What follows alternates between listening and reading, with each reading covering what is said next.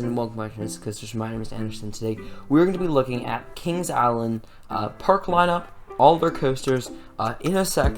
But first off, I wanted to show off my face. You guys haven't seen my face in a while. And also, I want to thank you guys for, we are at like 250 and just like, what was it, like half a month ago we were at, like 2 months ago we were at 200. That's pretty good, you know, to be at now almost 260. So we're hoping for 300 by like end of May, but you guys are being really supportive and I really appreciate it. So let's get straight into today's video.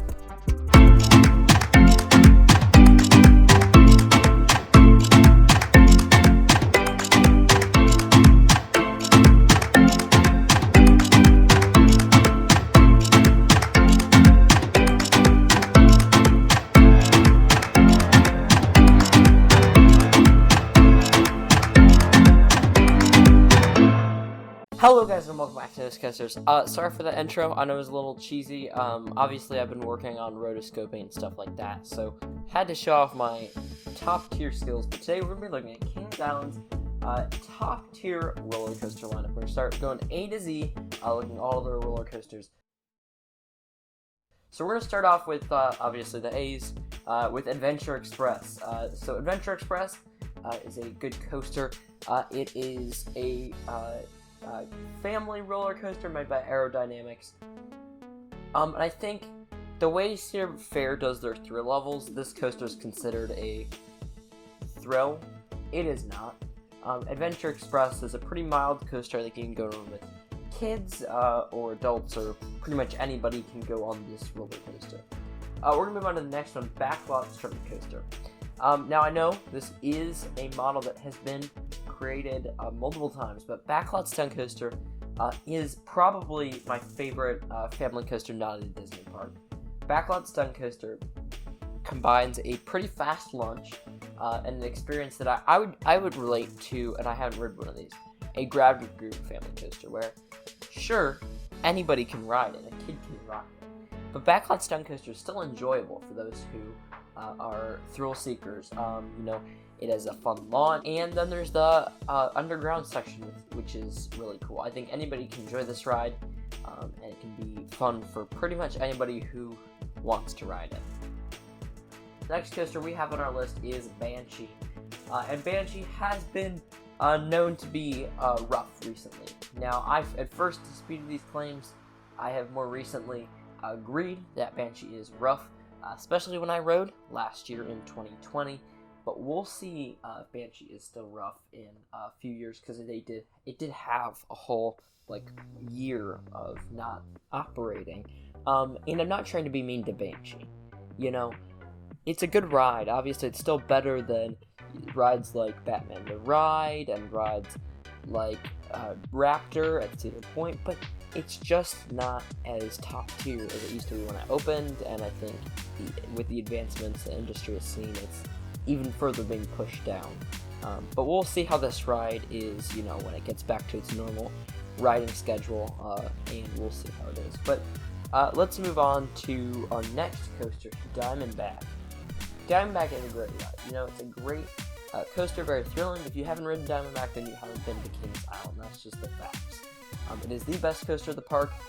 Maybe Orion's a little bit better. We'll see what people think in the end. But it excels with the airtime, the drop, and that really end section is cool where there's the splashdown to slow down the car. Then there's Flight of Fear, really good ride, really good theming for a Kings Island coaster, and I think anybody who rides this can enjoy this ride. You know, it's a little rickety. You got to make sure you give yourself some room with that lap bar, or it's going to burn your knees. Not burn, just break them. But I think you just gotta try and, you know, brace a little bit, and you're gonna enjoy this one. Then there's Flying Ace Aerial Chase, the standard Vekoma Kitty Bang. There's Vertigo, which is an inverted boomerang. Nothing too special there. That's probably gonna be next, so I'd remember you should check out that video that I made. And then there is Mystic Members. A truly incredible wooden coaster. You know, if you have ridden rides like American Eagle on the Racer, you see what the past of wooden coasters was. And then it makes coasters that I think are good wooden coasters. For example, Viper at Six Flags Great America. I think it's a good wooden coaster. Great. I mean, but it just blows it out of the water. You have that amazing drop, lots of airtime. And then I go back and I ride Viper and I'm like, dang, this thing is not that good. Which is kind of sad because Viper is a good coaster. But I think that's what it does to the competition. It crushes it.